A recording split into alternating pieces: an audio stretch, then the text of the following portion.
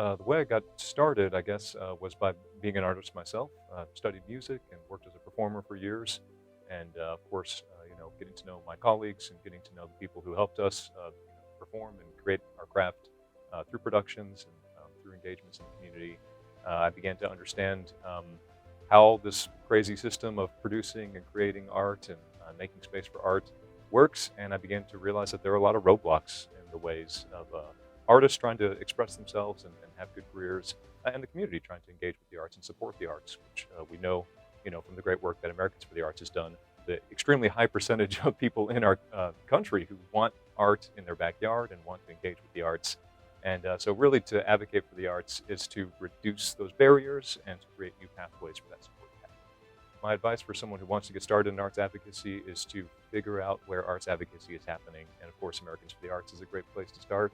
Back in Texas, we have Texans for the Arts, another great arts advocacy organization.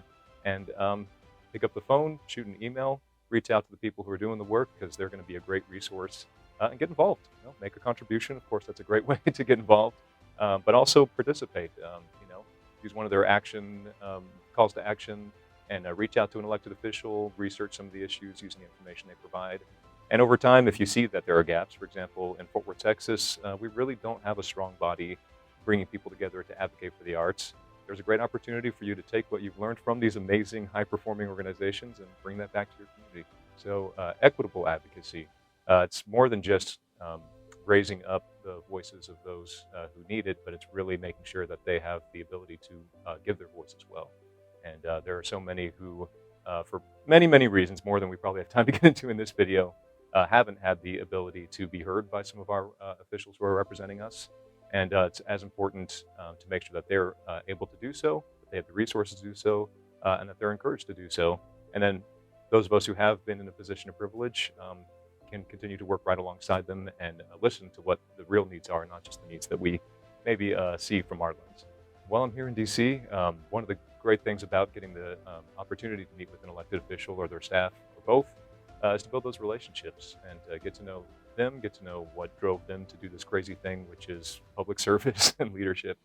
And then, of course, from there, build that relationship over time, grow it over time, and make sure that they understand that a way to represent me as a constituent, a way to represent those that I represent and support and speak for when I get the chance, is to think about the arts as a policy issue, is to look at some of the things that we're running into, these barriers year over year over year, and see how it's not that challenging to make it a little bit easier, and how it supports the bigger picture, the economy, our public health, all sorts of different aspects of what it means to live good lives here in the United States. And that's what I hope in a small way to take that step today. But of course, it's a never-ending journey. This is just one beautiful opportunity to take that step. Yeah, there's so many things to unpack here because the arts really are, I think, woven through everything in our economy, in our community. Just recently, so at the Fort Worth Community Arts Center, where one of the privileges I have is to oversee the team that runs the Arts Center, we just had a public meeting recently where someone stepped up and was telling their story of what it meant to be a stage manager in a program where we had given a playwright whose piece had never been published. Actually, the playwright themselves had never been published or performed. Uh, this young person was a stage manager for this world premiere production, and that unto itself is a great thing, right? A young person getting to experience a new opportunity, a playwright getting a chance to share their voice. But what I didn't realize that was happening in the midst of all this in their experience was this person had had a really challenging home life, had actually adopted a family member and was now their custodian. And this experience that they had working with our production manager, and I quote, saved her life. I didn't realize the depth of what she was experiencing, but she made that very clear to us and those present for the public meeting, what that one specific opportunity, and it's such a specific opportunity, isn't it, meant to her and the person that she cares for. And I think that is a very granular example of this larger tapestry, right? I mean, I mentioned public health, I mentioned wellness and education and the outcomes that come with that, the civic growth that comes with that. When we have a community that trusts each other, understands each other, feels supported by each other, that's invaluable. So we can't put a dollar amount on that. We, of course, can put dollars towards that and make that possible, and guarantee that as part of our community. community.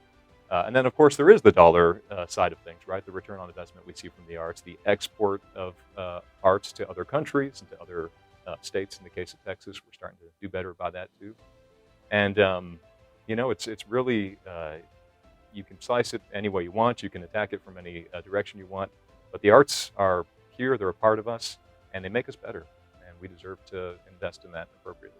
So the organization I'm leading right now has been a member of Americans for the Arts for years and years and years, and really that's I think the wisdom of Americans for the Arts and for our past leadership in seeing these systems that are in play and how we have opportunity and responsibility to participate in these systems to ensure that they're working well and that they're improving.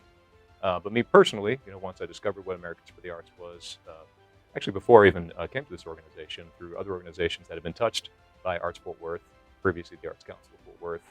And what I began to understand at that time was that we do have a really powerful body of people who are working on our behalf that we don't even realize that are out here doing this hard work, making these connections, doing a tremendous amount of research. Research is one of the most valuable tools we can have. And to be able to play a part in that, to be able to make a very, very, very small contribution and allow that to compound and grow with everyone else's contribution and support, really, it's kind of a no-brainer.